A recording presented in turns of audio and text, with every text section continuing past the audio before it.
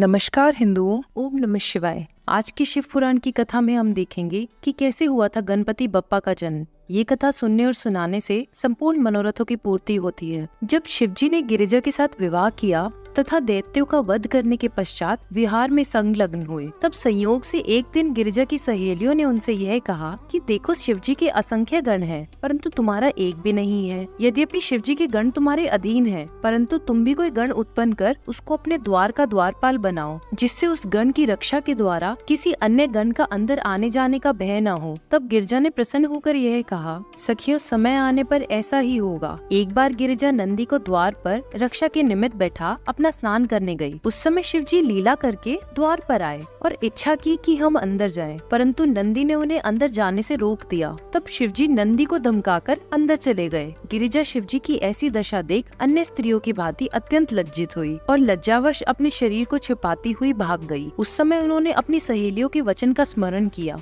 फिर कई दिन के पश्चात गिरिजा ने इच्छा की कि ऐसा गण उत्पन्न होना चाहिए जो मेरे अधीन हो तथा अत्यंत बलवान, पराक्रमी और शिव के गणों से भी अधिक तेजस्वी हो। यह विचार कर गिरिजा ने अपने शरीर से मैल निकाल एक मूर्ति स्थापित की तथा उसे गणपति नाम देकर जीवन दान दिया। वह बालक अत्यंत सुंदर, रूप के सागर के समान उत्पन्न हुआ। उस समय गिरिजा अत्यंत प्रसन्न हुए बोली कि तुम हमारे पुत्र और श्रेष्ठ गुणी हो। फिर उसने उसके साथ लाड प्यार किया और अत्यंत प्रसन्न होकर भूषण एवं वस्त्र दिए। तब गणपति ने गिरिजा को प्रणाम करते हुए कहा, हे माता, आप जो काम मुझे सौंपेंगी मैं उसे भली भांति पूरा करूंगा। यह सुनकर गिरिजा ने कहा, हे पुत्र, तुम मेरे द्वारपाल हो जाओ। हमारी आज्ञा के बिना कोई भी अंदर न आने पाए। इतना कहकर गिरिजा ने गणपति को हृदय से लगाकर द्वार पर बैठा दिया। गणेश जी गिरिजा के आदेश अनुसार हाथ में डंडा लेकर द्वार पर बैठे। तदुपरांत गिरिजा ने स्नान का विचार कर सब सेवकों से सामग्री एकत्र करने को कहा और स्नान करने के लिए बैठी। इतने में ही शिवजी गणों सहित वहां आ पहुँचे। उन्होंने गणों को बाहर छोड़ अंदर जाने की इच्छा की,